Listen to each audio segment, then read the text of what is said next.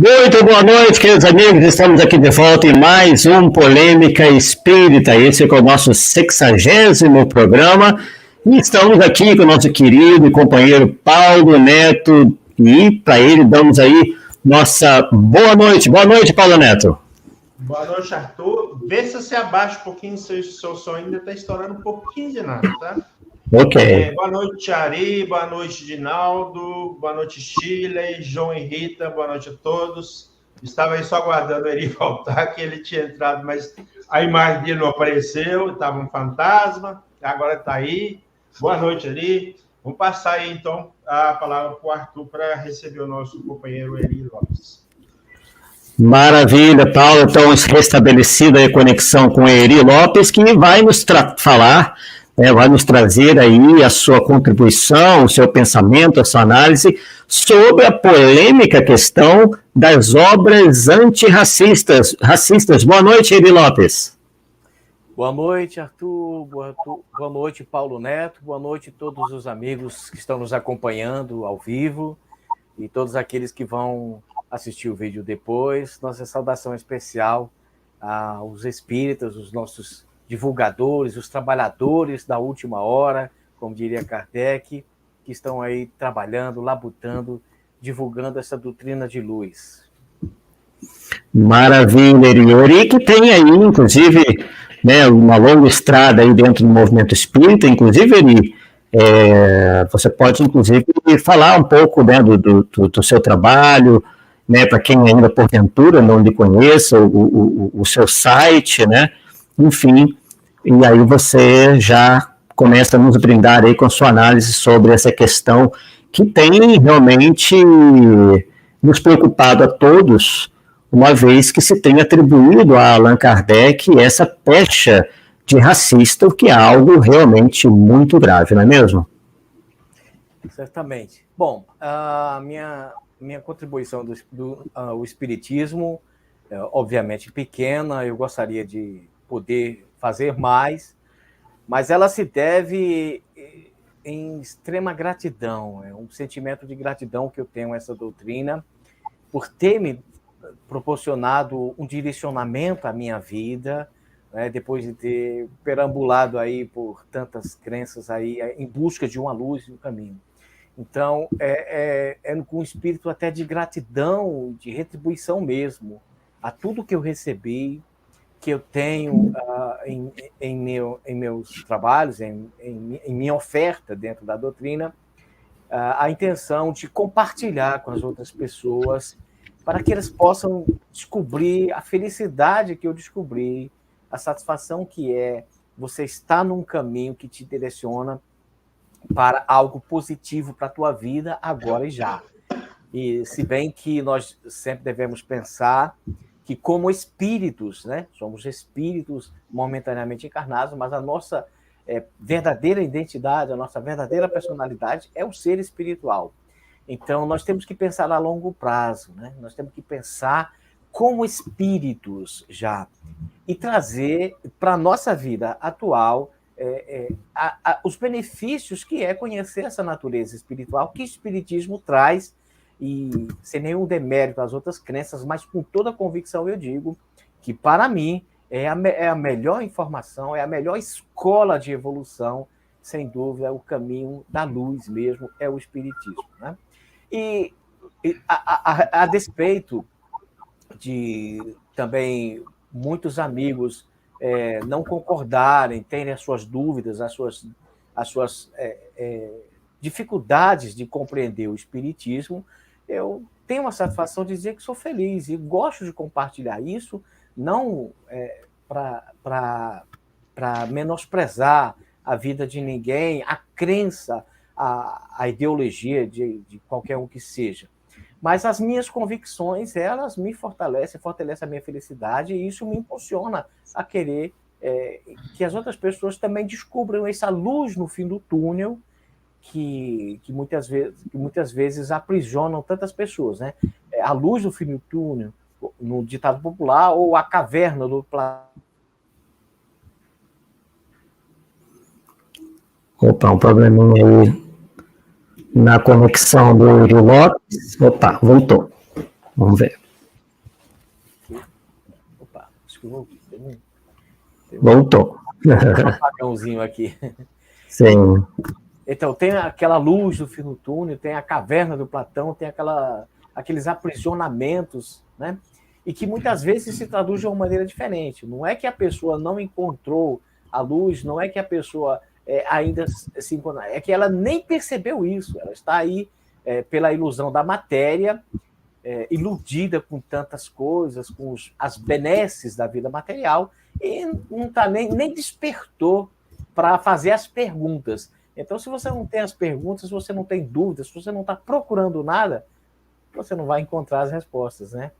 E a questão do racismo, ela sempre pauta, porque é um tema sensível, importante, toca no ponto de todo mundo, e que, felizmente, a doutrina espírita pode contribuir enormemente em todos os sentidos, para todos os envolvidos, para aquele que se sente muito ofendido, digamos assim, uma pessoa que esteja na condição, que esteja encarnado dentro da classificação da raça negra, né, e que sinta prejuízos por conta disso, por conta de perseguições, vamos dizer, de preconceitos mesmo. Por outro lado, aquele que tem esse sentimento de menosprezar o outro, ou deva se sentir agraciado com a sua cor que seja diferente, branca, amarela, seja lá o que for. Então, o Espiritismo tem resposta para todos esses elementos. Todos os envolvidos podem se beneficiar, para que nem haja o preconceito e também não haja também o que hoje em dia se chama de mimimi, né? Então, porque também tem as pessoas, o vitimismo, né? Tem pessoas que usam o vitimismo. Por outro lado, também tem outra faceta que deve ser contextualizada aí dentro do nosso debate, né, é que, infelizmente, tem muita gente que se aproveita dessa temática para vender ideologias que são os demagogos, né? Supostos defensores dos direitos humanos, dos pobres, oprimidos, e por aí vai. A gente sabe muito bem disso, né? Então, estou à disposição de vocês aí para o detalhamento de todas essas ideias. Arthur, seria interessante também que a gente colocar um dos trabalhos do Eri, a questão da tradução das obras do francês para o português, né? Quer dar um toquezinho aí para nós, Eri? Sim, nós temos um trabalho, por conta de muita polêmica que tem no movimento espírita, né? E é bom que vocês trabalhem essas ideias, faz parte, e é interessante, sim. Tem muitas polêmicas dentro do movimento espírita. Uma delas é a questão das traduções, porque a gente sabe, quem é do meio espírita, já milita há algum tempo, que tem um bom conhecimento, que está atualizado dos bastidores, sabe que existe uma briga histórica dentro do movimento espírita brasileiro em relação à FEB, a Federação Espírita Brasileira, que os febianos, vamos dizer assim, né, os defensores da FEB, se colocam muitas vezes como os líderes, quase como os donos do movimento espírita, né, na visão dos contrários. Acusam os febianos, então, deles sejam até muito autoritários. E, em algum momento da história, a FEB teve os seus defeitos, teve os seus tropeços históricos, né? E quando eu digo FEB, são algumas pessoas, né? Não significa que são todos os signatários da FEB, nem todos os diretores, nem todos os presidentes ao longo da história, mas a FEB tem os seus tropeços, porque é uma instituição formada por seres humanos, seres falíveis, né?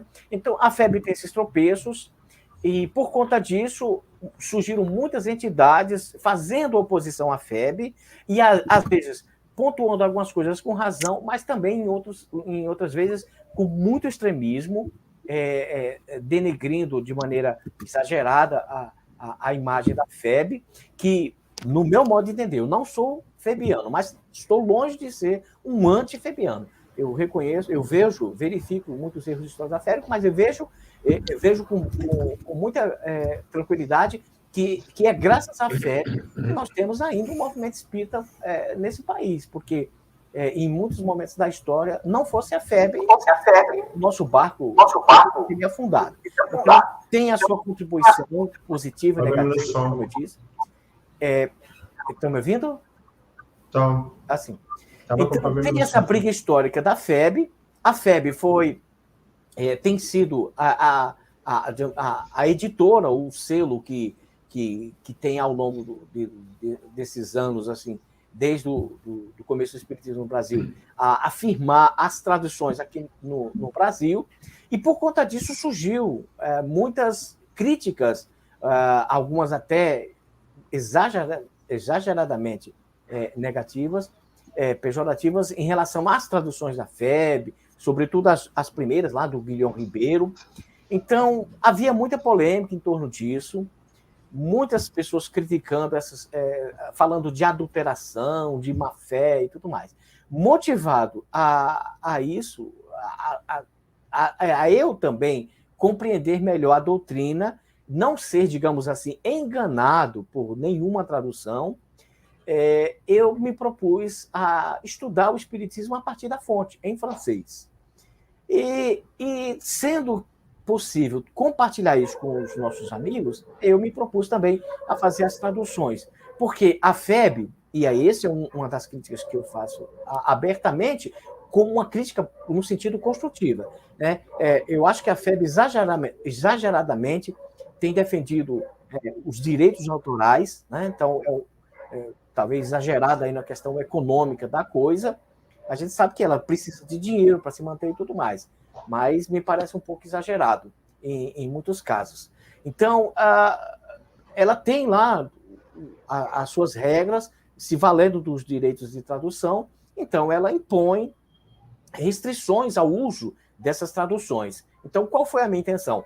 Procurar na fonte, estudar Kardec na fonte, tentar fazer uma tradução fiel, respeitando as ideias de Allan Kardec, e colocar isso gratuitamente, para que as pessoas possam usar, não precisa nem citar meu nome. Então, eu tenho feito esse trabalho junto com o site que eu dirijo, que é o Portal Luz Espírita, se vocês me permitirem, luzespírita.org.br.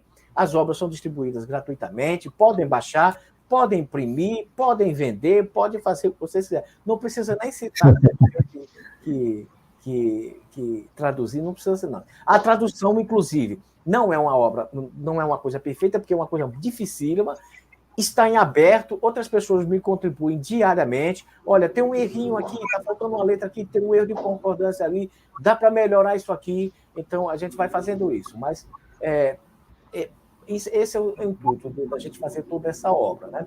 Inclusive porque algumas pessoas usaram de muita má-fé, e isso dentro do movimento espírita, infelizmente, essa ideia de traduções traidoras, e até hoje eu confesso que não vi. Por exemplo, eu gosto muito das traduções do Guilherme Ribeiro. Então, tem algumas coisinhas aqui e ali, mas é coisa mínima, não compromete o entendimento da obra de Allan Kardec. Então, foi nesse sentido então, que nós iniciamos esse trabalho das traduções, casando aí com essa necessidade de compreender melhor essa ideia de racismo, né? E como você vê essa versão aí, essas versões antirracistas, ela em relação à manutenção da ideia do texto original? Como é que você avalia isso daí? Bom, felizmente a gente tem um programa como esse de vocês, feito por pessoas aí que já têm muita experiência no espiritismo, né? São pessoas preparadas para a polêmica, então vocês realmente enfrentam a coisa com segurança. Então eu me sinto muito à vontade de conversar com vocês, porque inclusive eu sempre digo para os meus amigos, eu escrevo isso para todos. O Paulo Neto, a primeira mensagem que eu mandei para ele foi assim: olha, se vamos trocar ideias sobre o espiritismo, é o seguinte: se sinta à vontade para criticar tudo que você quiser. Eu não sou dos melindrosos, te garanto, porque essa é uma prece que eu faço todo dia ao meu anjo da guarda. Não me deixar melindrar. Se tem alguém aqui, entre vocês ou do chat, que queira discordar, discordo completamente. Dentro da civilidade, da urbanidade, vamos trocar ideia no aborto. E eu acho bom que um programa desse abra essa possibilidade. Então, dito isso, eu preciso dizer que a questão dessas obras que foram apresentadas agora no movimento espírita, supostamente para corrigir Allan Kardec, né, elas têm um viés político. Quem é do ramo sabe disso. Isso aflorou, sobretudo, nas últimas 2 eleições. Nós tivemos uma briga muito acirrada que contaminou mesmo todos os setores da vida aqui no nosso país, e o espiritismo não passou incólume. Dentro do movimento espírita, nós fomos contaminados de extremismos, pensamentos extremistas de um lado e do outro, de um partido e do outro, porque nas 2 últimas eleições, embora tenha havido outros tantos candidatos, houve uma polarização em 2 candidatos. Então, criou-se, dentro do movimento espírita também, viés político defendendo cada uma das partes. Isso contaminou as ideias, o extremismo aflorou aí a paixão e outros sentimentos aí mais irracionais, e a coisa se contaminou. Daí surgiu a ideia de um grupo denominado Espíritas à Esquerda, e cheios de ideologia. Por que eu digo isso? Porque está explícito, eles mesmos escreveram. No prefácio da obra deles está escrito isso, né? Então, eles mesmos se apresentam, eles mesmos se entregam. Então, eles trazem uma concepção muito errônea de que o Paulo Neto até escreveu um texto muito, muito bom sobre isso, né? Um PDF sobre isso, né? Kardec racista, não, obviamente. Mas esse grupo assumiu a ideia, a concepção de que Allan Kardec era racista, ou teve um pensamento racista. Então, eles traduziram isso para o pensamento de Kardec, transportaram para a doutrina. Então, agora não é só Kardec, é a doutrina espírita toda que é racista, e que seria preciso, então, corrigir esse pensamento e transferir essa correção para a linguagem mesmo, direta das obras básicas. Começaram com o Evangelho segundo o Espiritismo, e a ideia, dizem, é fazer com toda a codificação kardeciana, substituindo algumas expressões ali, e contextualizando a ideia dele, né? Contextualizando, explicando melhor as coisas no entendimento deles. Então, eles propuseram, fizeram essas obras, lançaram, publicaram, e estão fazendo militância, né? Então, essa ideia é muito perigosa, porque, inclusive, saiu uma matéria na revista Veja, que é uma revista importante, de grande alcance nacional, e a própria revista Veja, na própria matéria, a jornalista lá, os editores lá, eles não se atentaram a isso, porque provavelmente eles não conhecem nada de espiritismo. Então, eles fizeram uma matéria, na verdade, sobre o revisionismo da história, né? Que é um processo de revisão de toda a história. E eles falam lá, até interessante, positivamente, quando eles falam que é preciso ter um pouco de cuidado dessa coisa de revisar a história e tal, mas em algum momento eles vão citar que realmente é preciso considerar novas possibilidades, não sei o que lá, uma leitura com um filtro mais apurado para os leitores sensíveis, etc.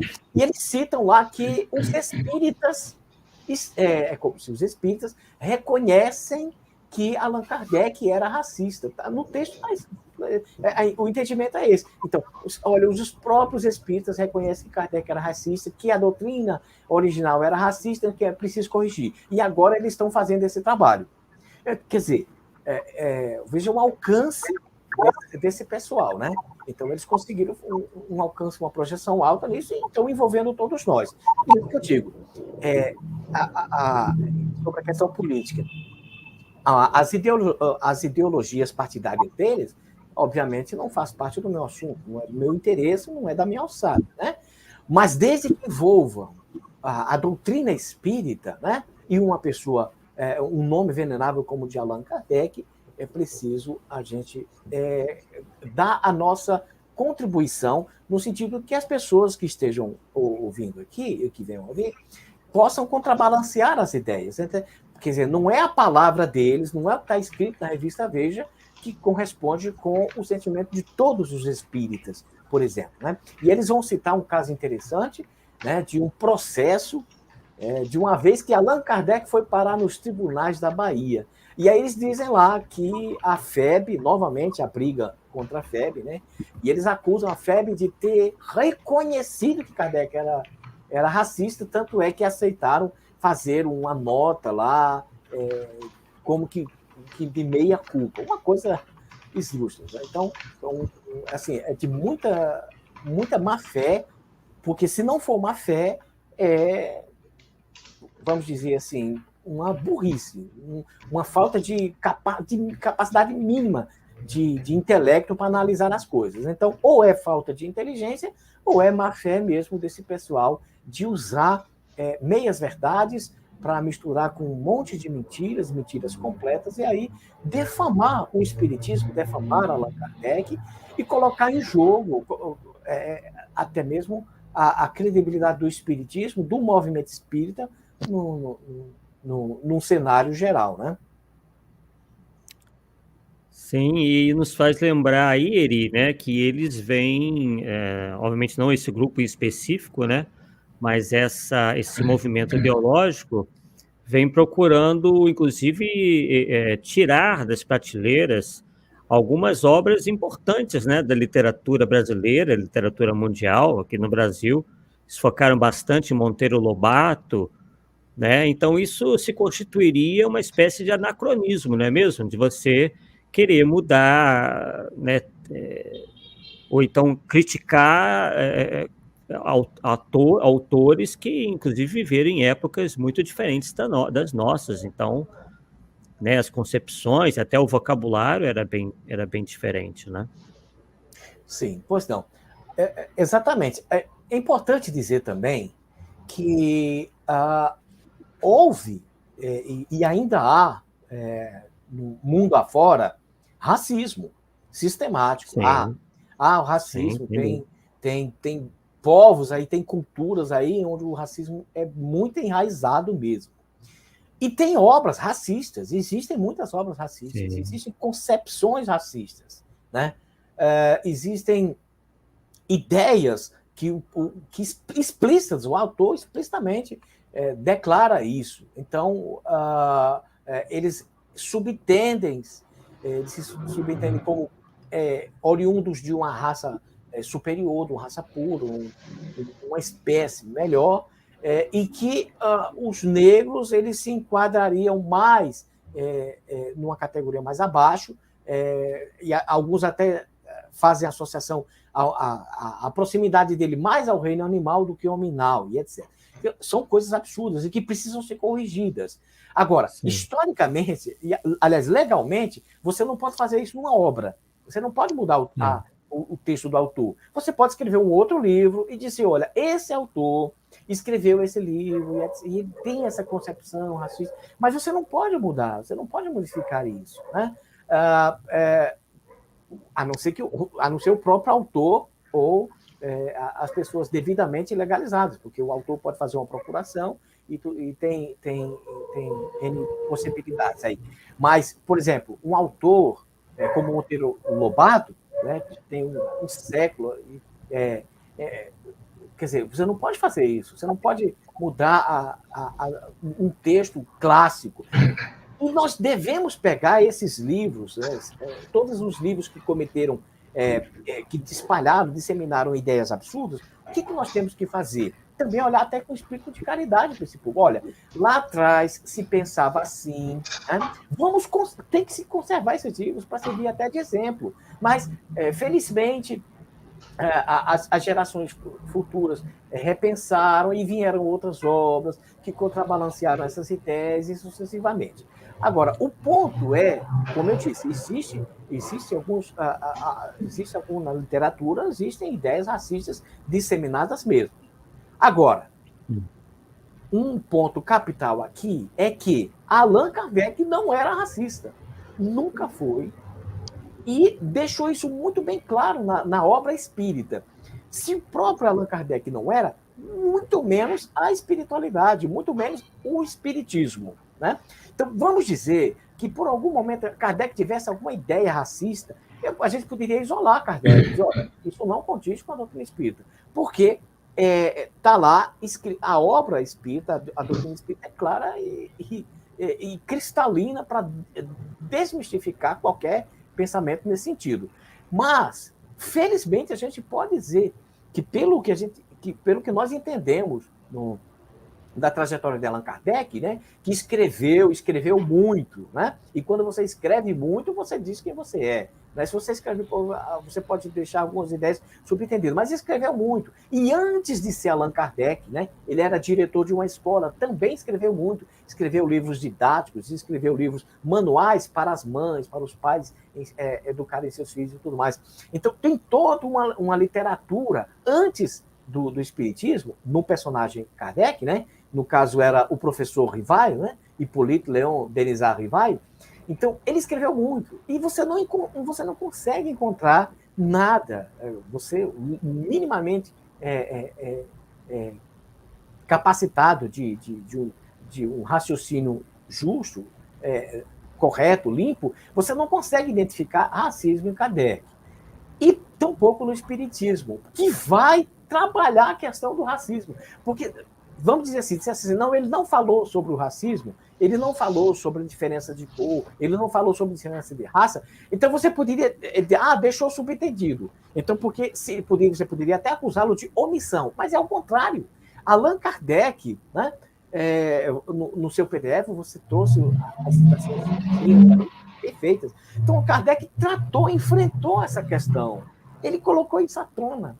E colocou de uma maneira muito positiva, contrariando qualquer ideia, né, desses tolos, ele usou essa palavra tolo, né, esses tolos pensamentos de superioridade racial. Quando todas essas propriedades, todas essas categorias, né, não passam de circunstâncias momentâneas do nosso planeta, que, inclusive, vai também evoluindo e raças vão desaparecendo, outras vão surgindo. Daqui a pouco nós podemos, quem sabe, no desenvolver do planeta Terra, quem sabe as futuras gerações, lá na frente, lá o desenvolvimento do DNA, da própria desenvolvimento, a evolução biológica do nosso corpo, talvez venhamos a ser verdes ou azuis, ou qualquer outra cor. Né? A ideia é ser corpos mais transparentes, mais luminosos, então, quase como que espíritos, e tudo isso vai mudar. Então, a trajetória do corpo humano, ela tem também uma escala evolutiva. Kardec, então, como eu disse, enfrentou a questão, ele não se omitiu, e toda a opinião de Allan Kardec, como dos espíritos, da obra espírita, ela forma um conjunto absolutamente claro para condenar a ideia, que ele chama de tolo, uma tolice, né, de racismo. Por quê, meu Deus do céu? Kardec vai usar a palavra mágica para resolver essa problemática toda. Reencarnação. Meu amigo, você não é branco, você não é preto, você não é amarelo, entendeu? Você está nessa condição que você está hoje, amanhã você estará numa condição diferente, como nas vidas passadas você foi de outras raças, de outros povos. Então, se você hoje tem a tolice de se vangloriar porque você nasceu na França, ou porque você nasceu em Minas Gerais, ou porque você nasceu no Japão, ou porque você é americano, né? Ou porque você é canadense, saiba que na próxima encarnação você pode ser africano, haitiano, se tiver a benevolência de reencarnar aqui, porque você pode ser deportado para outros mundos. Né? Assim como nas vidas passadas. Quantas encarnações? Por exemplo, o Brasil tem só 500 anos, né? Agora, e as reencarnações anteriores a isso? Então, nós não somos brasileiros. Nós estamos encarnados no Brasil. Então, uma tolice absoluta. Kardec usa essa palavra, é uma tolice, né? Então, tá posto a coisa. Então, quando você vê um movimento tentar usar o espiritismo para levantar uma bandeira racista dentro do próprio, criar uma celeuma dentro do movimento espírita. Quer dizer, é aquela coisa de você cria o problema para você vender a solução.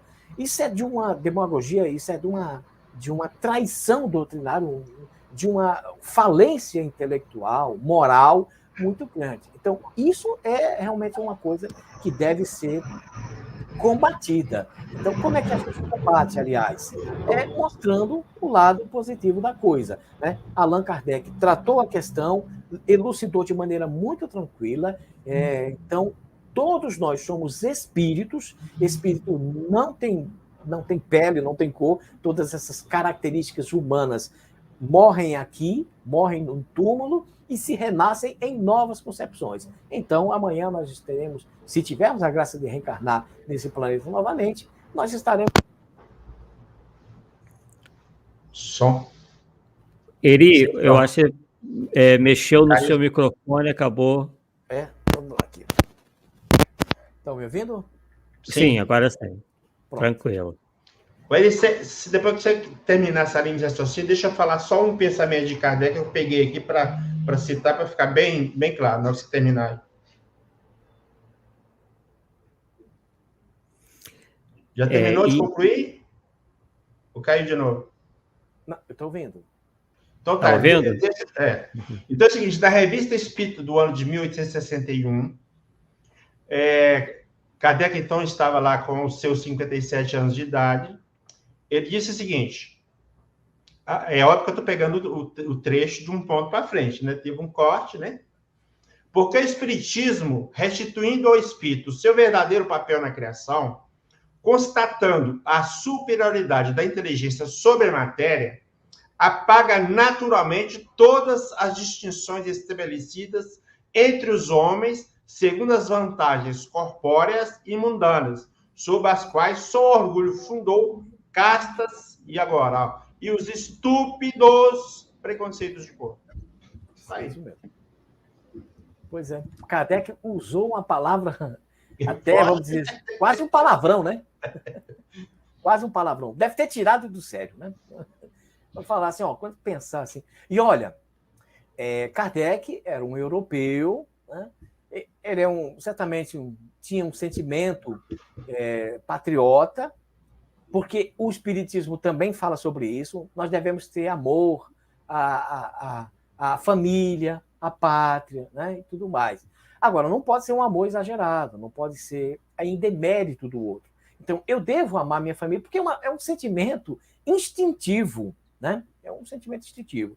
Então, a família que te acolhe, você tem um dever de reconhecer ali todo o cuidado. A terra onde você nasceu, né?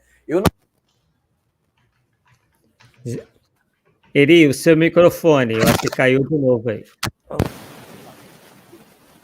Foi. Então, assim, é natural... Só está um pouquinho baixo agora. Está baixo? Então, é natural que nós tenhamos um sentimento de gratidão e de amor, de veneração pelas nossas origens, pelo berço onde nós nascemos, crescemos, né? Então, isso é muito natural. Eu tenho passagens reencarnatórias na Grécia e na Itália. E eu tenho, desde criança, sempre tive um sentimento, um instintivo de amor muito grande. Quando eu estudava história, quando eu chegava naquela parte da cultura greco-romana, eu sentia, era uma coisa física. Meu corpo reagia, me dava indicações de uma oportunidade. Eri, deixa eu te interromper de novo aí. Tá dando muito ruído. Desde que desconectou aí, agora e seu som ficou baixo e com ruído.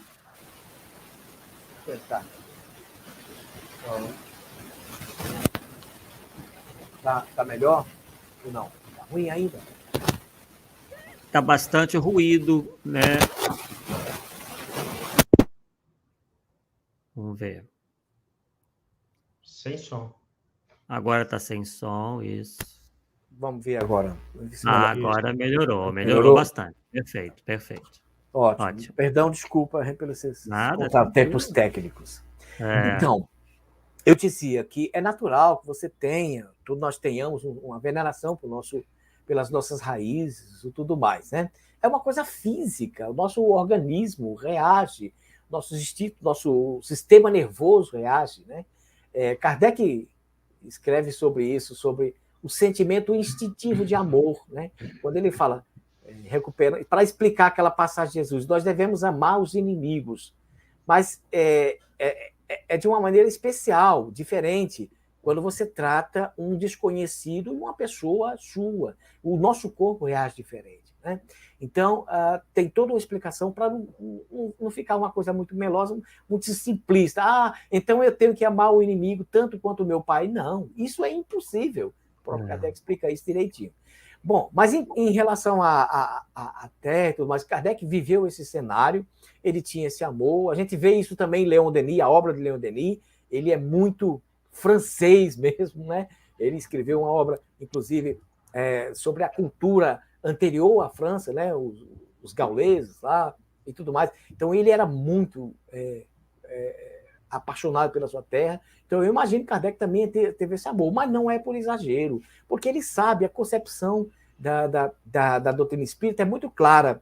E, inclusive, algumas pessoas, as pessoas sempre, muitos me escrevem, ou muitos me perguntam, mandam mensagem, ou às vezes pessoalmente, né? Inclusive alguns parentes que não gostam de espiritismo, mas de vez em quando como desafio olha, como é que você vê? Eles apresentam um problema, como é que você vê isso? Tá? O que o espiritismo tem a dizer sobre isso, né? Em todos esses problemas que as pessoas me propõem, né? E pedem um conselho, uma solução ou um desafio, né? Para quase todos esses problemas da vida social, nossa vida material, quase sempre eu vou usar um conceito básico do espiritismo, que é a reencarnação. Então, tudo tem envolvimento com as condições impostas pela lei de reencarnação. Então, fica fácil, e Kardec deixou isso muito claro. Então, toda vez que se faz um movimento dessa natureza, ela tem que ser repudiada, contrabalanceada com o pensamento positivo de Allan Kardec em relação a isso. Porque a gente sabe que todas essas pessoas que muitas vezes usam as causas sociais mais ou menos para se promover, né? Ou promover suas ideologias ou seus partidos, o que é uma bobagem, uma tolice mesmo, em relação ao compromisso que nós temos com o dever espiritual, né? Muito bom. E o que a gente percebe é que, na realidade, tem havido muito barulho em relação a essa versão antirracista, mas, por outro lado, parece que, pelo número de downloads dessa tal obra, parece que eles não têm conseguido assim tanta adesão, né? Porque o número permanece realmente bem baixo. Exato, Arthur. Aliás, você falou uma coisa muito interessante, né? A questão da adesão. O tiro saiu pela culatra, porque aí o que nós vimos é que muitos espíritas, que muitas vezes tinham as suas posições muito particulares em relação a algumas instituições, nesse ponto todos se uniram contra esse grupinho, né? Então, houve uma reação positiva, e eu acho que é isso de positivo que tem dessa polêmica, né? Recuperando aí uma fala de Jesus, né? Ai de que cometeu o escândalo, mas é necessário que venha um escândalo. Então, foi posto o escândalo, e os espíritas grandes... Eu, por exemplo, eu escrevi uma matéria sobre isso e eu recebi muitas mensagens positivas. Oh, que bom que você levantou essa bandeira, nós apoiamos, a minha instituição apoia, e aí muita gente começou a contribuir. Quer dizer, houve vamos dizer, uma união maior entre os espíritas contra esse grupelho aí, e aí surgiu um debate, foi fomentado um debate sobre o que é o racismo, o que é preconceito, a questão histórica da coisa, e desencadeou uma série de ideias e programas muito positivos. Então, muitas pessoas que tinham algum pensamento em relação a essa questão de racismo pôde, então, se esclarecer. Então, de alguma forma, trouxe um benefício essa polêmica, né? Porque a resposta foi muito positiva, foi ajustada, todos respeitando, nós temos que respeitar. São essas pessoas que fizeram isso, né, que estão trabalhando com essa ideia, são realmente pessoas que precisam da nossa caridade, né? Então, nós temos que olhar com espírito de caridade, não são nossos inimigos, não são dragões que devemos... não, absolutamente. São pessoas que mal influenciadas, certamente influenciadas pelos espíritos trevosos, né? Isso eu digo isso com toda clareza. Então, a espiritualidade negativa que quer conturbar, que quer impedir a marcha do espiritismo, que não quer ver a humanidade avançar, que se beneficia dessa caverna da ignorância que ainda aprisiona as mentes aqui terrenas, né? No materialismo. Então, eles vão fomentando todas essas intrigas. Então, mas nós temos que estar postos, felizmente, vocês desenvolvem esse trabalho que é interessante, né? E já que eu posso aqui confiar com vocês, aqui dentro desse programa, que a gente tem essa abertura aqui, eu vou dizer o seguinte, porque como envolve a questão política, muitas vezes pode pensar, aí ele está falando isso porque ele é do outro partido, né? Ele é do outro lado. Não tenho partido, não tenho filiação partidária, não conheço aqui no Brasil nenhum partido que mereça meu voto. Não está para nascer um candidato em quem eu possa realmente confiar. O meu voto tem sido na base do menos pior. E, se vocês me permitem, eu vou até declarar o meu voto na última eleição. Pela primeira vez na história, eu contrariei uma tese minha, que eu sempre dizia, não, dá sempre para você escolher pelo menos o menos pior.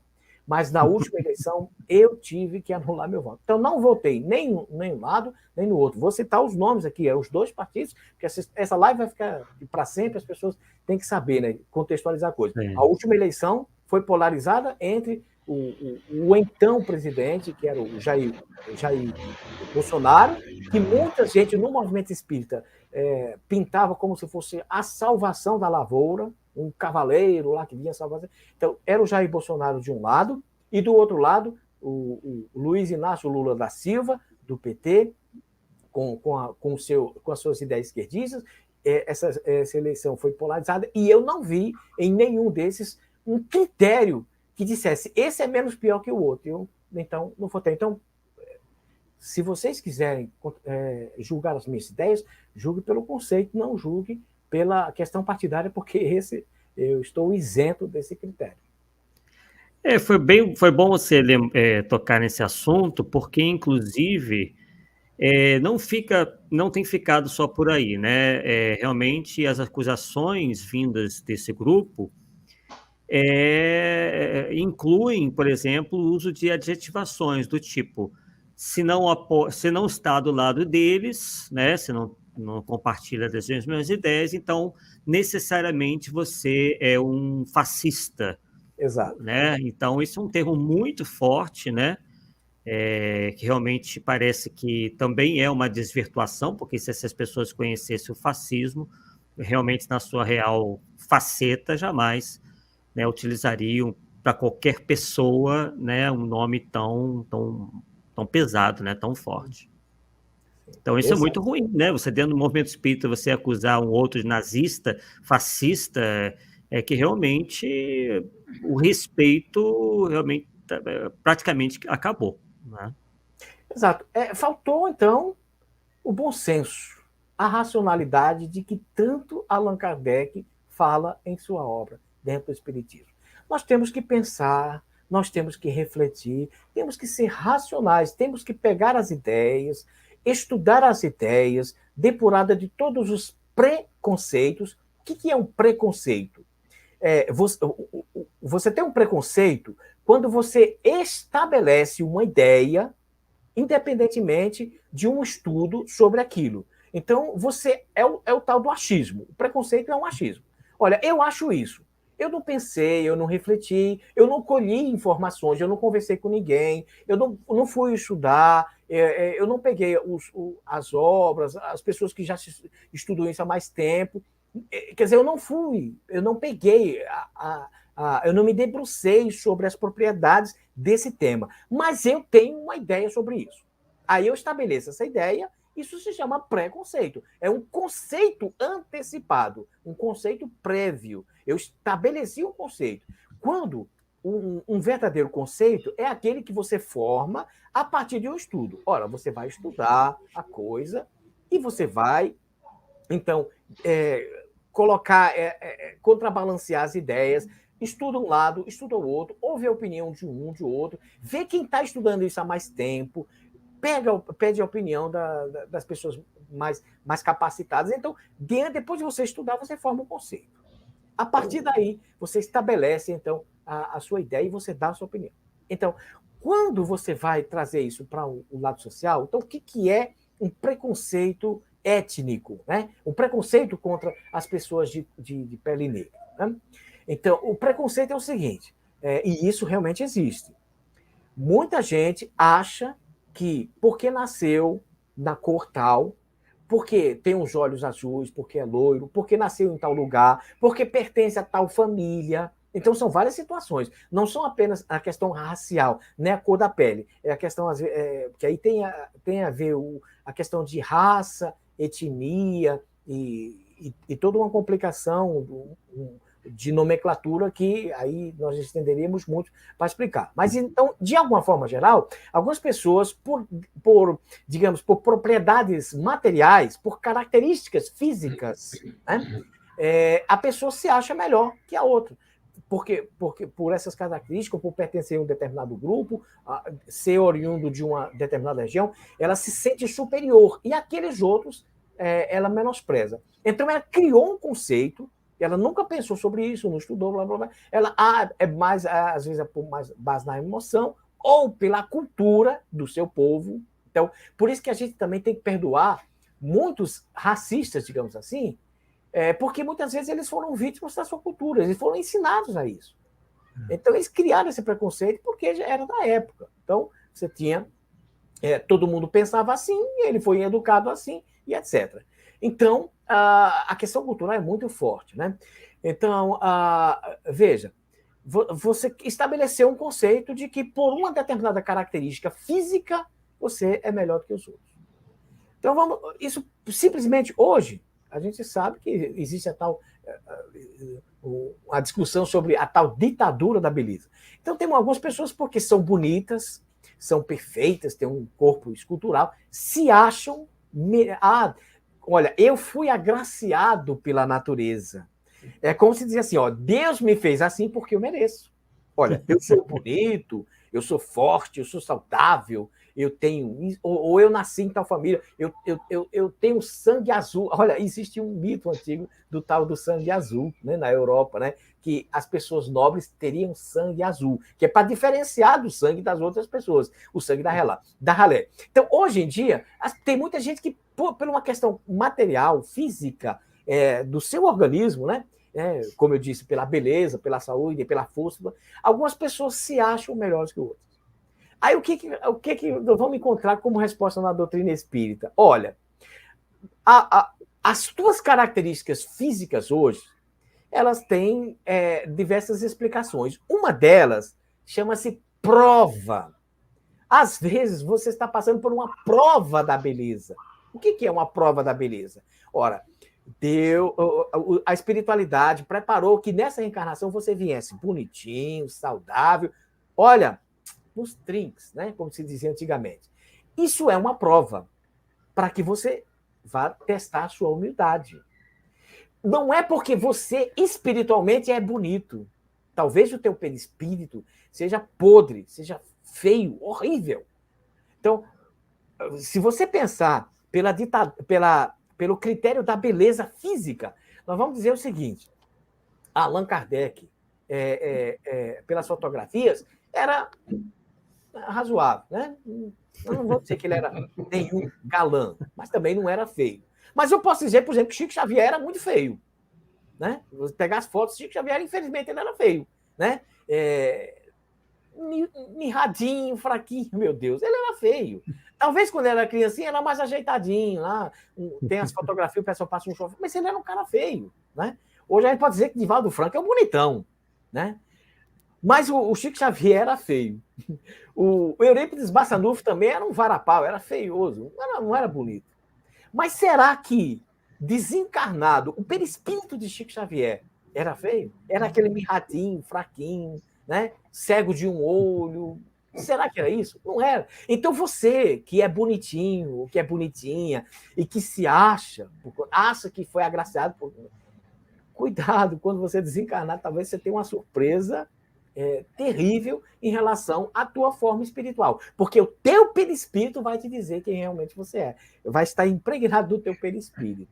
Então, por isso que muitas vezes os espíritos mais iluminados, quando vão reencarnar, eles pedem, eles solicitam que não venham num corpo muito bonito, porque isso pode atrapalhar o seu trabalho, as suas missões aqui. Você vai sofrer assédio e tudo mais, então eles pedem, né? Eu, por exemplo, eu fui lá no meu guarda-roupa quando eu fui reencarnar, eu disse, não me dê uma muito bonita, não, para não desviar a atenção. Mas tem todo esse preconceito, existe, ou seja, esse conceito prévio, né? Essas ideias falsas de medir o espírito, a identidade espiritual, medir pelo teu corpo. E às vezes a gente vê uma pessoa na rua, né, tão feinho, corcundinho, acabadinha, e às vezes é um espírito de uma envergadura, né, que a gente não pode nem fazer ideia. Então, as surpresas do desencarne que nos aguardam, né? Realmente, Eri. Inclusive, né, é algo assim tão irracional, né, tomar ter essas posturas, esses pensamentos, sendo espírita, né, como você bem disse, nós temos a reencarnação, hoje nós temos determinadas características, amanhã teremos outras completamente diferentes, né, até mesmo dentro você falou aí da beleza, a beleza também geralmente se esvai na medida que a pessoa vai avançando em idade, então tudo é muito, e a doutrina espírita nos chama a atenção para isso, tudo tem o seu tempo, né? Nada é realmente, pelo menos no mundo material, nada é para sempre, né? E tem a questão do genótipo e do fenótipo. Então, por exemplo, nós temos aí o caso do cantor de samba Neguinho da Beija-Flor, que foi fazer um exame genético e deu que 80% ali da genética dele era de holandeses. Então, né, a questão da cor da pele não necessariamente representa a genética do indivíduo, né? Quer dizer, apenas o fenótipo, apenas a caracterização física, né? Então... Aí você tocou num ponto interessantíssimo, porque, vamos dizer assim, visto pelo plano espiritual, fica claro, o espírito não tem essas características, né? O espírito não tem, na sua essência, na sua natureza íntima, ele não tem essas características físicas. Existem as propriedades materiais que definem, semimateriais, vamos chamar, né?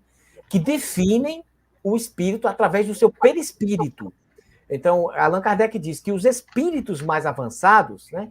Na obra espírita está escrito isso. Os espíritos mais avançados, eles têm um perispírito mais leve, mais sutil, mais moldável e mais luminoso.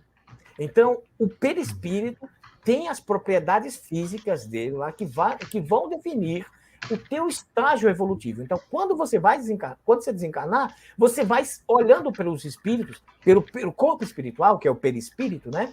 Então, você vai dizer, esse espírito é mais evoluído do que eu, porque ele brilha mais, ele é mais leve, ele vomita, enquanto eu estou lá me arrastando, perambulando.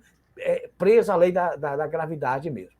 Então, o perispírito define você. Então, ele tem essas. O perispírito vai ter essas características, vamos chamar materiais, Kardec usava o termo semimaterial, né? Então, existem as características perispirituais que definem fisicamente a evolução dos espíritos. Mas não é a cor da pele, não é a cor dos olhos, não é o cabelo, porque são outras características. Então, não é a cor, não é o determinismo da raça conforme as configurações da natureza terrena, até porque em outros planetas, né? Podemos pensar em outros planetas ou em outros multiversos, né? Os corpos podem ser de outra natureza, pode ser de outra coisa. De repente, lá eles têm lá asas, as pessoas lá, em alguns lugares, tenham asas, tenham 3 pés, ou tenham 4 mãos, e etc. E tem uma cor diferente. Então, cada planeta tem uma configuração diferente própria. Então, aqui não podemos medir pelas nossas concepções humanas. Mas aí você falou uma coisa interessante, né? Porque se no plano espiritual as características terrenas não têm essa diferenciação, não tem essa validade, não dá para medir se o espírito é negro ou branco lá no plano espiritual, mas também aqui na Terra, a ciência já demonstrou, existem pesquisas sobre o genótipo humano que vão dizer que, olha, a proximidade, e aí eu não vou dizer só dentro da espécie humana, né? Entre os animais mesmo, existe uma coisa, o genoma é tão parecido, né? As diferenças são tão poucas, né? Dizem que, por exemplo, do hominídeo, né, do homem, da característica humana, para os chimpanzés, a diferença é de 2% só. Então, o nosso organismo é muito parecido com muitos animais, né? Por que os cientistas fazem pesquisas, por exemplo, nos ratos para medir a eficácia de determinados produtos? Porque é praticamente a mesma concepção orgânica do homem. Então, eles testam nos ratos, testam em outros animais, testam em coelhos e etc. Então, dentro aqui, olhando pelo lado físico mesmo, a coisa é tão estúpida, é um pensamento tão estúpido pensar em diferença de raça, que hoje a ciência já diz que, tecnicamente falando, não existe raça. O que pode existir são etnias. Etnias está mais ligado à concepção cultural, não física. Então, o povo tem uma determinada cultura, tem um jeito de se expressar, e etc, etc. Existe, claro, obviamente, essa diversidade aqui no planeta Terra, de cores mais escuras, mais claras, olhos puxados porque existe uma diversidade de vida aqui na Terra, mas que todos saíram ali do mesmo ovo, né? Vamos dizer assim, no sentido figurado. Então, realmente não tem, pela ciência, essa divisão. Não tem essa divisão, não tem esse conceito definido que vai dizer que você é de uma raça e aquele de outro. Se não há dentro, num escopo muito mais largo, incluindo os seres humanos e alguns animais, que dirá somente entre os humanos? Onde é que você vai dizer isso? Exatamente. Você falou aí, interessante, que com o surgimento do genoma, né, que classificou os seres humanos, aí realmente tem essa informação. Por exemplo, em relação aos primatas, 4 primatas aqui, essa fonte que eu estou pegando da revista Newton, Tecnologia, Ciência e Vida, de 2004, quando saiu o negócio do genoma. Então, lá, esse projeto deu o seguinte, que o chimpanzé tem 99,4% do componente humano. O bonobo, que é um chimpanzé um pouquinho menor, vamos dizer assim, tem 98%. Perfeito. Os gorilas, inicialmente estava 97,5%, acabou descobrindo que é 98,4%. Pois é. Tá? E, finalmente, os orangotangos, 96,3%. Caraca, isso não é diferença, meu. Esse percentual não é diferença. Sinto muito. Exatamente. Então, não tem essa diferenciação. Então, Deus não criou esse separatismo. Inclusive, Allan Kardec faz essa pergunta para os espíritos, se tem essa divisão. Os espíritos não. são todos, dentro da espécie humana, todos são. E aí tem também um outro elemento aí para agravar essa tolice visto por algumas pessoas, né? É que há um encadeamento lógico, vocês sabem muito bem disso, no processo evolutivo de tudo, né? Porque esse planeta ele foi pensado para evoluir ao longo do tempo. Então, o planeta tem lá 4 bilhões de anos, né? Cerca de 4 bilhões de anos. A vida, os seres orgânicos, dentro desse período da Terra, de 4 bilhões, né, tem apenas alguns milhões de anos, né? E dentro dessa vida orgânica, né, que aí eu estou falando de bactérias, fungos, até sair as plantas, e depois os primeiros animais, né, lá no fundo do mar, aí depois vieram os répteis e etc. Até chegar no ser humano, assim, ó, eu gosto muito da ilustração que o Carl Sagan usa na série Cosmos, né, do calendário cósmico, que ele vai falar, né? Se nós pegássemos a existência do nosso universo, esse universo conhecido, né, ele fala, se fosse desde do Big Bang até hoje, ele é como se fosse o calendário de um ano, né? Então, o planeta Terra foi criado lá entre setembro e outubro. Entre setembro e outubro. Então, olha só quanto tempo o universo ficou sem a Terra. Foi preparando os elementos para construir o planeta Terra. Então, mas vamos lá. Em setembro, outubro, estava pronto ali o planeta Terra. E a vida no planeta Terra surgiu no finalzinho de dezembro, praticamente no último dia de dezembro. E a vida humana nos 2 últimos segundos. Então, assim, ó, praticamente nós não existimos na história do universo. É muito recente.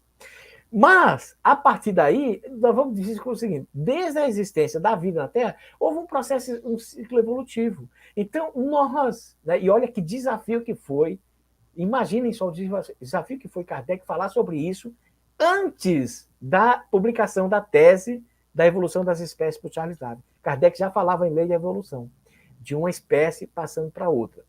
Então, os espíritos vão dizer que o processo do desenvolvimento do princípio inteligente, né, ensaiando ali nos elementos inorgânicos, passando para os elementos orgânicos, até desenvolver os primeiros animais. Então, até daí, muito tempo, depois de muito tempo, começar a desenvolver a individualidade nos animais já mais melhor elaborados, até chegar na condição de um espírito, dessa alma individualizada, desse ser individualizado, poder ser classificado como um espírito que vai poder encarnar na espécie humana. Então, Kardec enfrentou todo esse desafio.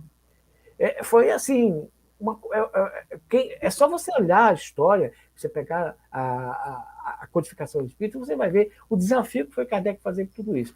Para vir um elemento agora dizer que Allan Kardec era racista e fazer separação, quando toda a trajetória... Opa, internet aí. Na natureza.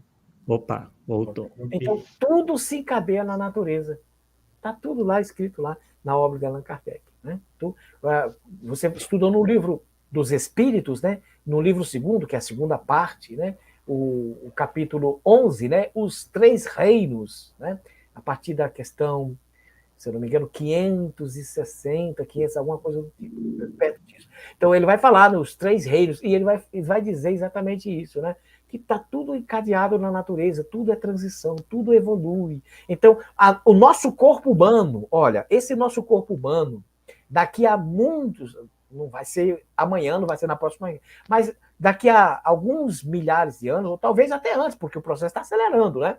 Então, nosso corpo vai passar por muitas transformações. Olha aqui, unhas, né? Unhas dos pés, isso eram recursos que nós precisávamos para nos atrepar nas árvores, na época. Isso não vai precisar, nós não vamos precisar mais. O nosso sistema digestivo é preparado hoje para comer coisas pesadas. no futuro nós não vamos precisar desses alimentos grosseiros. Então, o nosso corpo vai se transformar, tudo vai se transformar. Então, essa nossa pele, que hoje rígida, talvez daqui a pouco vai ser brilhosa, parecendo mais parecendo como que é o perispírito dos espíritos mais adiantados. Então, tudo isso vai passar por um processo de transição, de modificação. Raças vão desaparecer e raças vão surgir, isso é natural. Então, como eu disse, daqui a pouco vão nascer os seres azuis aí, ou verdes, seja lá o que for, né? Bem, eu vou aproveitar, né, Paulo, colocar não sei se vai dar para ver direito, um trabalho que o Paulo fez de pesquisa, mostrando, não sei se vai dar para ler, né, mas você pode ler aí para a gente, Paulo. Dá? Não, aqui dá, ué. Coloquei na tela, né? Hein? Eu coloquei na tela, você pode ler. Espera aí, só um pouquinho. Tá. Mas que é isso? Deixa eu ver se eu consigo posicionar aqui, mas... Espera aí, só um pouquinho. Aqui eu tenho que pegar um daqui que eu tenho dificuldade de leitura, de letra pequena. Não tem problema de vista não, tá?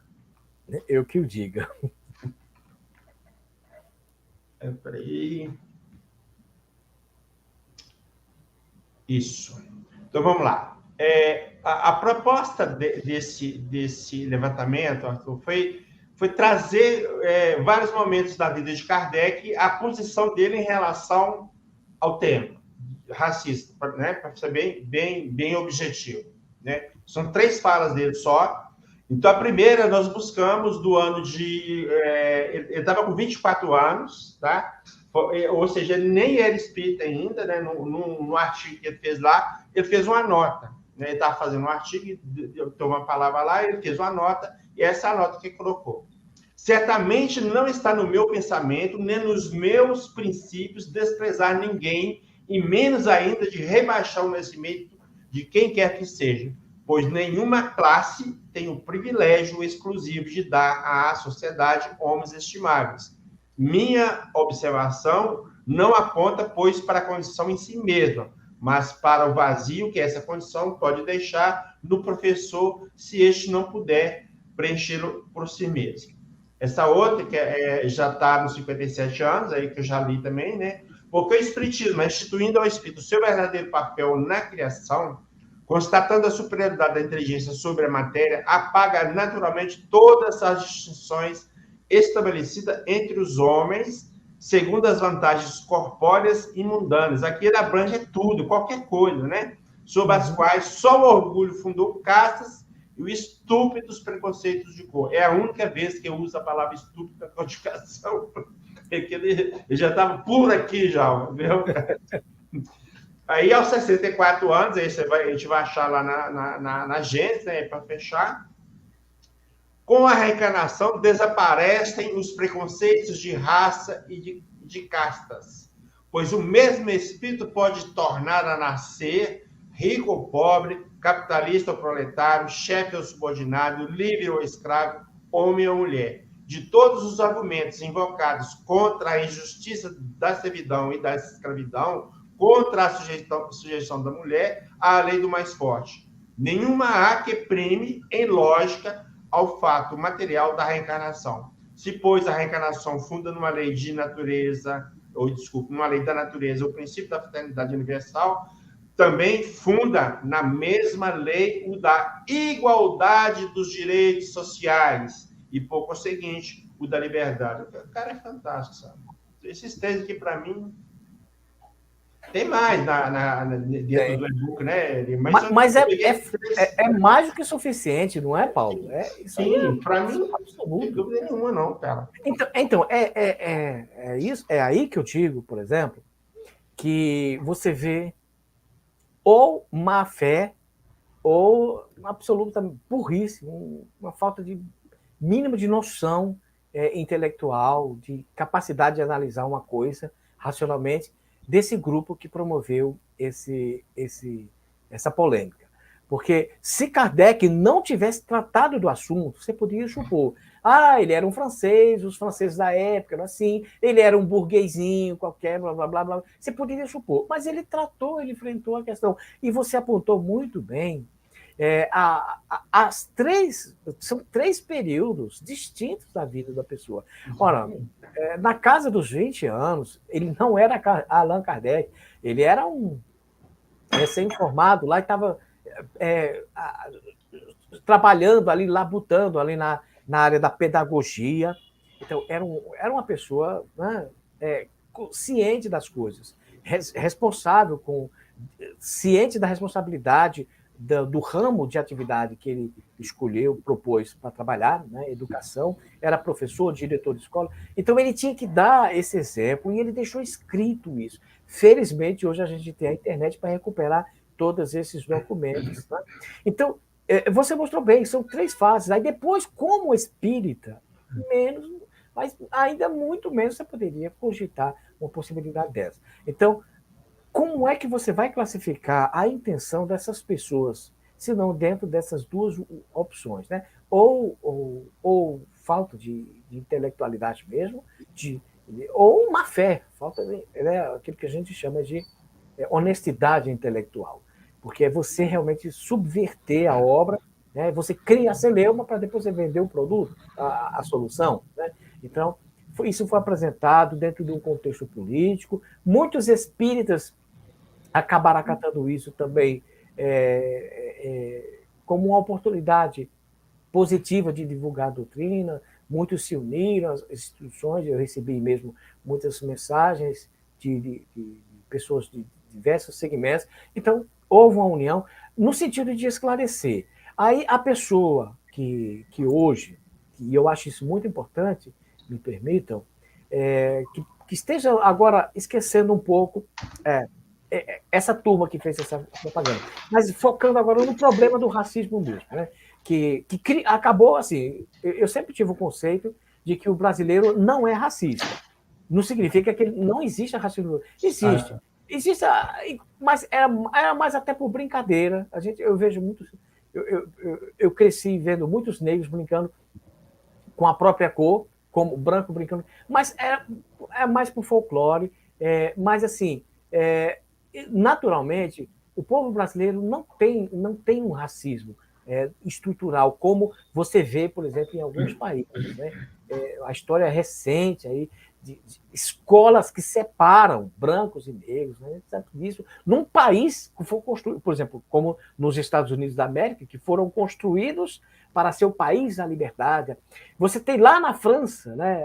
Teve a propaganda da Revolução Francesa, que a história vende como se fosse um grande momento de iluminação da humanidade. Aí tem a proclamação dos direitos humanos.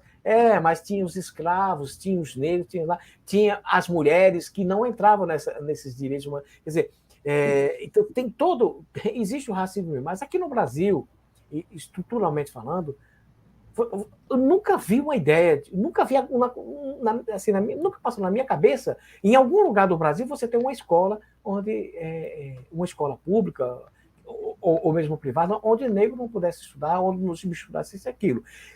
Pode ter acontecido aquilo ali, mas assim, numa fração de probabilidade muito pequena, irrisória, em relação ao cenário geral do Brasil, que é de...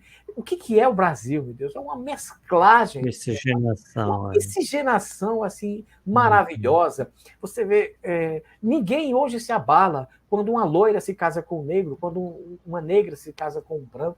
Não há abalos, não é? É tudo tão... por exemplo, alguém pode dizer assim, mas isso é muito fácil você falar porque você é branco, sei lá, e eu não sou muito branco também, né? E para variar, casei com uma mulher que é de raça negra. Ela tem até a pele clara, mas a mãe dela tinha a pele clara, o meu sogro era negro mesmo. Ela tem irmã negra, e aliás, uma negra muito bonita. Tem a família dos meus lados, é tudo miscigenada. Na minha família também tem gente loira, tem gente branca, tem gente preta, de tudo quanto é cor, não tem isso. Por exemplo, vamos imaginar o seguinte, eu nasci numa cidade pequenininha lá, e A televisão chegou muito tardiamente, né? Então a gente tinha aqueles artistas que a gente conhecia, né? Pelas músicas, né? Por exemplo, Stevie Wonder, né? I just call to say I love you. A gente dançava, e eu nem sabia quem era Stevie Wonder, não sabia a cor dele. Muito depois que eu fui saber que ele era negro. Aí eu, em nenhum momento me passou pela minha cabeça deixar de gostar das músicas do Stevie Wonder. Em nenhum momento. Então, assim, não tem. E eu acho que isso não passa na cabeça de ninguém. Eu vou deixar de gostar dessa música, ou dessa pintura, ou desse livro, porque o ator. Não existe. Talvez em outros países ainda hoje exista. Talvez uma recência, né? Mas aqui no Brasil não existe, sistematicamente não existe. Isso não significa que existe algumas coisas pontuais. E existem pessoas realmente que têm isso enraizado em si, então existe. Então, existe o racismo, mas também existe o vitimismo. Então, que mensagem que a gente pode dizer? E eu acho isso muito importante a gente falar isso. Paulo e Arthur, que mensagem a gente pode dizer para uma pessoa que hoje sofre preconceito, né? Porque existe. Porque você nasceu para ser empregada, porque você é negra, não sei o que lá. Isso existe. Mas numa pontuação muito pequena em relação ao cenário geral. E a pessoa que está sofrendo racismo, o que às vezes? Olha, não se sinta menosprezada pela sua cor. Não se sinta. Aliás, por nada nesse mundo, ninguém tem que se sentir menosprezado em relação ao outro. Existe uma graduação no plano espiritual dos espíritos que já evoluíram, já caminharam. Mas aí tem uma diferença em relação ao padrão de comportamento aqui na Terra. É que no plano espiritual, quanto mais você evolui, mais você olha caridosamente, amorosamente mesmo. Não é tratando com coitadinho, não. É com amor. Mais você ama as pessoas que estão atrás. Então, existe o cuidado. Então, quanto mais você evoluir, mais você cria um comportamento positivo na sua vida. Então, essas pessoas jamais vão te humilhar. Então, você se sente acolhido por elas.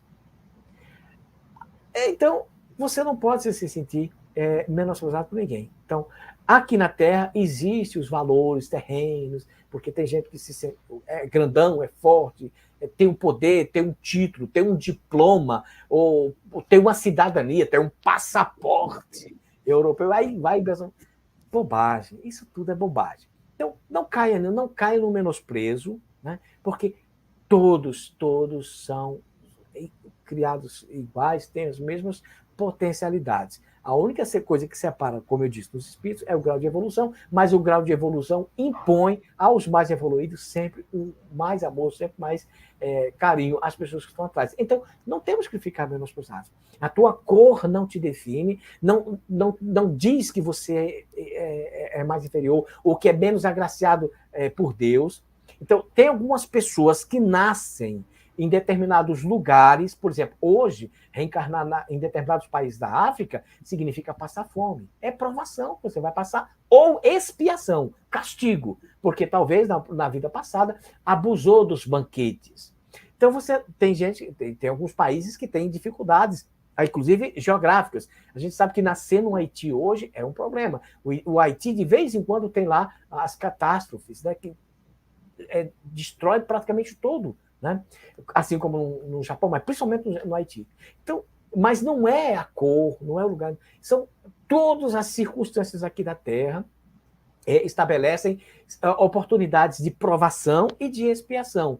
Ou você é um espírito muito devedor, e eu acredito que todos nós aqui devemos muito uns aos outros, todos nós devemos muito, e é por isso que nós estamos aqui. Então, é por isso que nós nascemos em determinadas circunstâncias. Uns nascem surdos, outros mudos, outros nascem anãos, outros nascem fracos, com problemas de asma, outros são N possibilidades. Tem muitos espíritos inteligentíssimos que nasceram com deficiência mental. É o cérebro que não funciona, o órgão está com defeito. Entendeu? É isso aqui. Mas, às vezes, ali tem um espírito inteligentíssimo, mas que abusou da inteligência e nasceu agora a título de expiação e que estão lá nessa condição. Ou, às vezes, não é que ele é um grande devedor. Às vezes ele pediu para nascer assim, para desenvolver outras capacidades, desenvolver mais sensibilidade em relação aos outros. Então, não é só expiação, também tem as provações. Às vezes o espírito vem até em missões também. Olha, é um espírito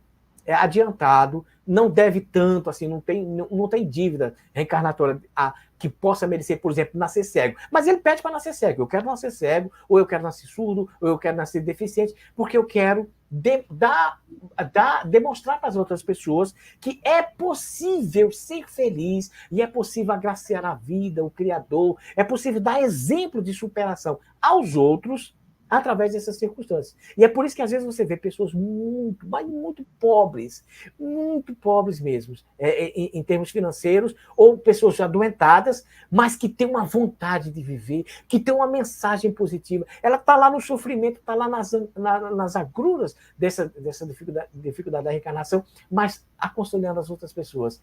Tenha paciência, tenha fé em Deus, amanhã vai ser melhor. E você se envergonha com isso.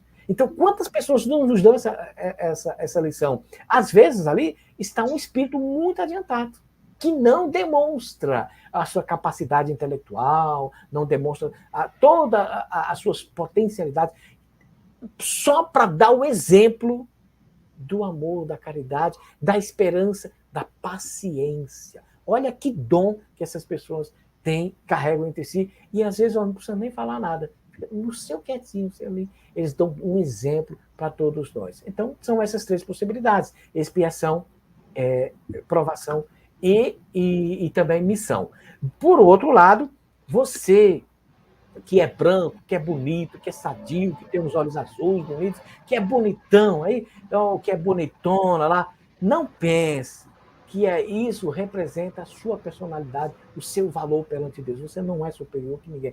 Às vezes, isso está só uma provação perigosíssima que você assumiu, ou, vamos dizer, que foi imposta pela espiritualidade, para que você aprenda a desenvolver certas sensibilidades que, em outros tempos, você abusou. Então, são N situações que nós temos que aprender, e a doutrina espírita, felizmente, nos dá todos esses esclarecimentos, e como é bom a gente conhecer isso, porque isso realmente fortalece as nossas capacidades para enfrentarmos as dificuldades dessa vida, né? Então, simples assim, a luz que o Espiritismo nos dá nos convida a estudar mais e mais essa doutrina. Esse é um apelo que a gente faz para as pessoas. Estudem a doutrina espírita.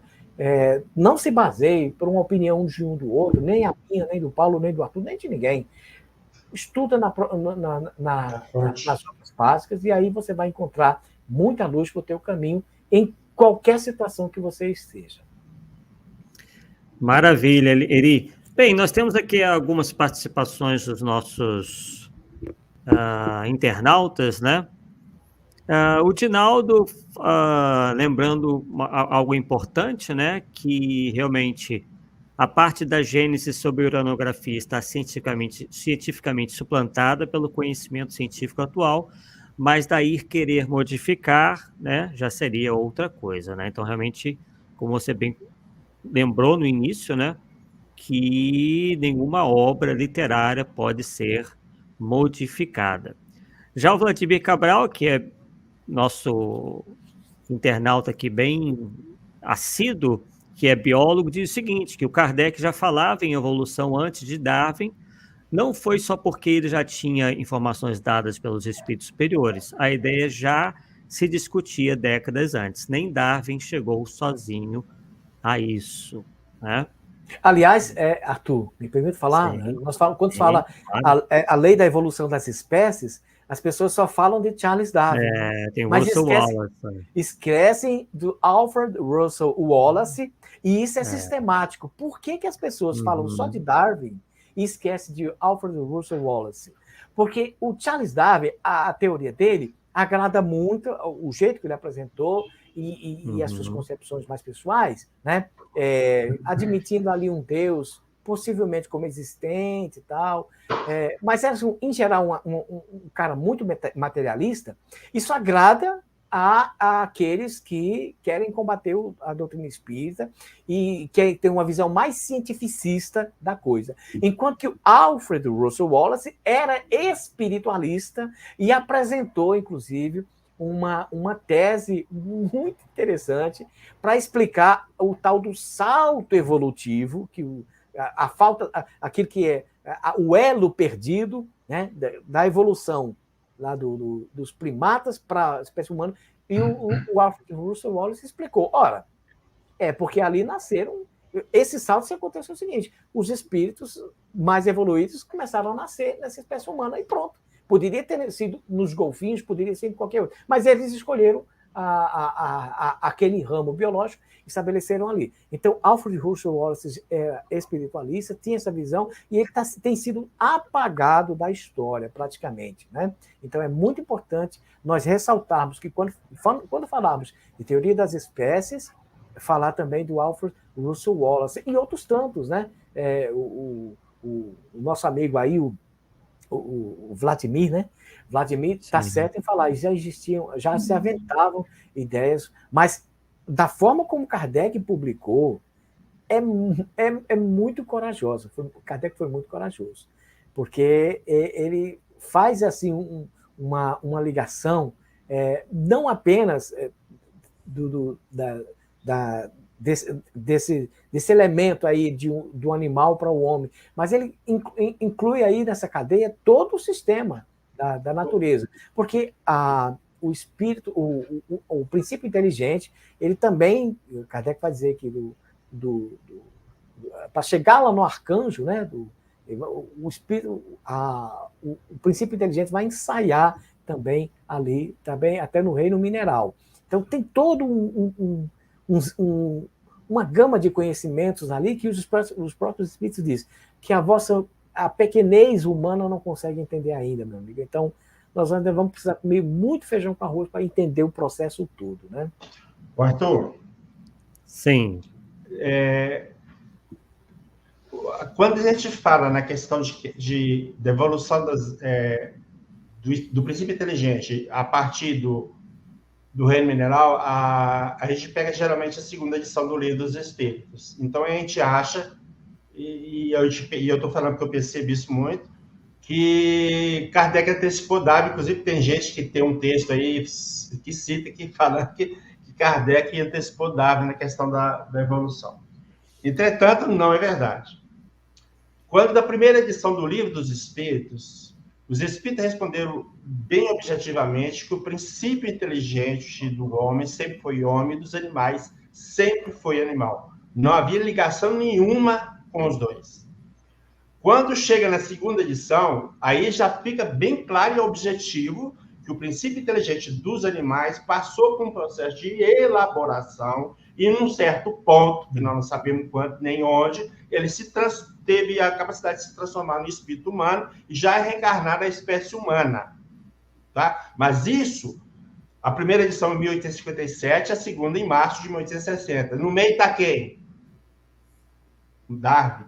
Então, Kardec usou Darwin para refazer as perguntas e aí sim a coisa ficou clara. Os espíritos julgaram, como diz o jogo mais aberto, tá certo? Mas na primeira edição taxativamente. Os humanos sempre foram humanos, os animais sempre foram animais. Então, essa mudança de pensamento, né, vai aparecer na segunda edição, que é de março de 1860, não sei se é 15 de março, mas em função de Darwin. E eu acredito que... Sim, perfeito. Perfeito, você está correto. Para mim, eu não tenho dúvida disso. Sim, correto. Agora, é preciso dizer também que, mesmo quando Darwin publica a obra dele, né, não foi estabelecido essa ideia de pronto. Custou muito tempo. Sim, para ele mesmo. Né? Então, ser reconhecido. Ser reconhecido. Então, daí que eu me permita, viu, Paulo, dizer que eu não sei se Allan Kardec talvez tenha diretamente bebido da fonte de Darwin para chegar a essas conclusões. Talvez os espíritos tenham alertado sobre isso, ou trazido, mesmo sem Kardec conhecer Não, peraí, você não entendeu. Na primeira edição, os próprios espíritos falam que não, que o princípio inteligente, o espírito, não passou do reino animal para o reino humano. Então, os animais sempre foram animais e os humanos sempre foram humanos. Isso fica muito claro. Sim. Tá? Agora, o que eu acho, tá? Pode ser que não tenha acontecido, que Kardec viu a obra de Darwin e aí começou assim, mas e o espírito, o que acontece? Aí reperguntou de novo. Aí os espíritos já foram mais claros, porque tinha uma base científica para o lado material, então, se tem para o material, pode ter para o espiritual também. Eu acredito assim, não estou batendo martelo, tá? Sim. Claro. Bom, aí isso é uma coisa muito interessante para a gente estudar, pensar com bastante calma, porque algumas pessoas até interpretam a obra, o Livro dos Espíritos, como um manual absoluto, né? E a gente sabe que de uma edição, da primeira edição, que é de 1857, para a segunda edição, que é de 3 anos depois, né? Kardec mudou de opinião em algumas coisas. E aí, vale a gente pensar, será que para todas as perguntas ali, realmente Kardec usou do critério da universalidade do ensino dos espíritos? Será que ali, muitas daquelas perguntas ali, muitas daquelas respostas, não é mais resposta kardeciana, que num primeiro momento pensava isso, e depois, aí ele vai pesquisar os espíritos, talvez dê uma puxão de orelha, olha, essa resposta aqui está errada, lá. Então, tudo isso é para a gente alertar, ficarmos alerta, que a coisa não é tão sistemática, né? Não podemos usar da rigidez, né? da ortodoxia para bater o martelo, fincar o pé em relação a determinadas questões, porque o próprio Kardec modificou, assumiu, né? Até o caso clássico da possessão, que ele assumiu. Sim, da possessão é um caso clássico. Sim. É um caso clássico. Agora, o da possessão, eu tenho uma análise seguinte: por que ele mudou? Vou supor, no caso da devolução dos espíritos, ele mudou por causa de Darwin. Supondo, tá? Supondo. Sim. Pegou Darwin ou não? Agora, no caso da possessão, por que ele mudou de ideia? Porque ele encontrou pessoas que, analisando o fato, falaram, não, esse cara está possesso. Sim. Então não é porque... E aí, o que eu acho que o forte de Kardec é isso. Ele contestou o que os espíritos tinham falado para ele. Não, tem sim, cara. Exato. Tem sim. E é isso que a pessoa não entende. Ele foi contra o que os espíritos já falaram no livro dos médios e no livro dos espíritos. Só que ele foi, em vez de mudar o que já tinha falado, desses 2 obras, ele colocou na agenda. Então, o que acontece com grande parte das pessoas no movimento espírita? Não lê a revista espírita, onde está a mudança de pensamento, e não lê a agenda. Fica a informação dos 2 livros anteriores e fala que não há processão. Sim. Tem um outro exemplo também da aparição ou suposta aparição de espíritos de animais, da alma dos animais no plano espiritual. Sim. Eu tenho estudo sobre isso. Tem lá na Revista Espírita, 1886, se eu não me engano, aí um leitor vai usar o clássico, vai dar um exemplo Kardec, inclusive porque em outras tantas literaturas espiritualistas, né, existem menções de espíritos e animais. Então, Kardec, e interessante que na Revista Espírita, qual foi o postura de Kardec em relação a isso? É um caso não muito comum, tal, mas vamos estudar mais, em suma. Ou seja, ele disse, vamos estudar. A manifestação da cadelinha Mica. Exatamente. Então, quer dizer que ele não contrariou. Não fechou a questão. Exatamente. E nós estamos fechando, cara. Sim. Nós hoje estamos fechando. Poxa, e pessoal, é um caso que poderia manifestar, mas o número de casos é pouco, vão aguardar, ponto. Agora nós estamos falando assim, não existe, não tem. Pô, você pega a obra de Bozano, cara, a alma dos animais, tem lá 130 casos. E lá o livro é cheio de fatos de manifestação do animal. Ele, para mim, é cientista, seguiu o mesmo tipo de pesquisa que Kardec, ou seja, analisou e tirou conclusão. Exato. E agora as pessoas não aceitam. O Bernardo Bozano, não está na codificação, não aceita. Meu Deus, isso aí não dá, né? É verdade. É verdade. Bem, para encerrarmos, temos aqui uma pergunta, né, da Tati Oliveira, onde ela questiona o seguinte: a minha grande dúvida é saber onde está escrito que a pele negra determina a inferioridade do espírito. Pois é, essa é a pergunta que todos nós fazemos, né? Não tem, não tem. As diversas circunstâncias, essa grande variedade de circunstâncias das vivências espirituais aqui na Terra, né, através das reencarnações, elas não determinam situações de superioridade, né? Existem N culturas que têm seus hábitos, né? Por exemplo, em Angola, né, o padrão pescoço fino e comprido, né? Então, inclusive, uma tradição muito antiga, eles apertarem, desde a criança, apertar o pescoço das mulheres, especialmente das mulheres. Aperta o pescoço para que para que esse pescoço cresça bastante, né? E fique fino. Então, é um padrão de beleza, né? Hoje, o padrão de beleza da China é você ser magricelo, né? Daqui no Brasil, daqui a uns tempos, vai ser outro. Acho que pelo andar da carruagem, o pessoal vai começar a apreciar o tal do plus size, né? Que é a obesidade e tudo mais. Então, existem N culturas no mundo. E aí existem os padrões aqui na Terra. Agora, quanto à pele, em nenhum momento Kardec mostrou essa discriminação para mostrar uma inferioridade. O que existe de concreto é que determinadas circunstâncias, características físicas, vão ser um desafio que você vai enfrentar nessa vida. Você nascer deficiente, por exemplo, na Alemanha nazista, era um risco de morte.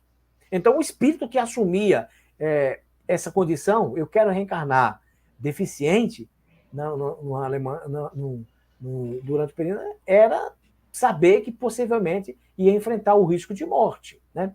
Nascer judeu naquele tempo também. Assim como nascer hoje no Haiti, não pela cor, né? Mas mais pela dificuldade, pela problemática geográfica ali. Como em algumas regiões dos Estados Unidos, onde passam os ciclones, é um risco, você vai nascer. Olha, você vai passar por isso. Você nascer pobre numa favela hoje, de São Paulo, do Rio de Janeiro, é o risco que você assume, se você optou por isso, de você cair na criminalidade. Porque se você está naquele contexto de pobreza, e a cultura no geral, você precisa ter as coisas, você precisa ter isso, e você merece, você tem que ter, e você pode roubar, você pode matar, o risco de você cair na criminalidade é muito grande. Então, não significa que ser carioca, ser pobre, ou ser um favelado seja uma condição de inferioridade, mas são N circunstâncias. Assim como, por exemplo, você nascer na África, onde as condições climáticas não são favoráveis, o solo não é fértil e etc. Olha, você vai passar fome. Então, mas os fatos de você ser africano não significa que você seja inferior a um europeu, um americano e etc. Agora, você nascer sul-americano, ou você nascer filho de um sul-americano lá em determinados lugares nos Estados Unidos, assumir o risco que você vai sofrer preconceito, porque lá tem preconceito mesmo. Então, existe uma concepção. Então, mas não é a pele que define. E em todas essas circunstâncias, em todas essas dificuldades que os espíritos passam, elas resultam em aprendizados. Então, é excelente você experimentar as diversas circunstâncias da vida carnal, e todos nós vamos passar por isso. Ninguém foi branco a vida toda, ninguém nasceu preto a vida toda, ninguém nasceu japonês a vida toda. Não, necessariamente nós vamos aí circular, ou temos circulados aqui na Terra, por diversas situações para viver. Assim como você que nasceu homem, amanhã você vai nascer mulher, porque faz parte, você precisa aprender as diversas qualidades, as diversas potencialidades que determinadas circunstâncias físicas aqui na Terra te impõem. Então, são N situações. Então, um dia você vai nascer deficiente para você aprender, passar diversas circunstâncias, ou, por exemplo, para servir de uma missão, dar um exemplo de superação para as outras pessoas. Então, não é as características físicas que definem. Agora, em algumas situações podem ser por expiação mesmo, porque, por exemplo, o Kardec fala, aquele que abusou dos seus servos, né, pode nascer escravo. Então, você vai nascer escravo. Porque você não aprendeu pela teoria, você não aprendeu pela lógica, você não aprendeu vamos dizer, a dialética, você vai aprender, meu filho, na pele. Né? E Leon Denis desenvolveu isso muito bem, no problema do ser, do destino da dor, ele vai falar sobre isso. A necessidade que nós temos de experimentar as diversas circunstâncias, porque a dor ensina.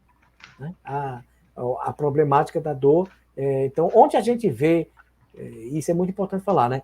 Onde muitas pessoas veem desgraça, na verdade está ali o quê?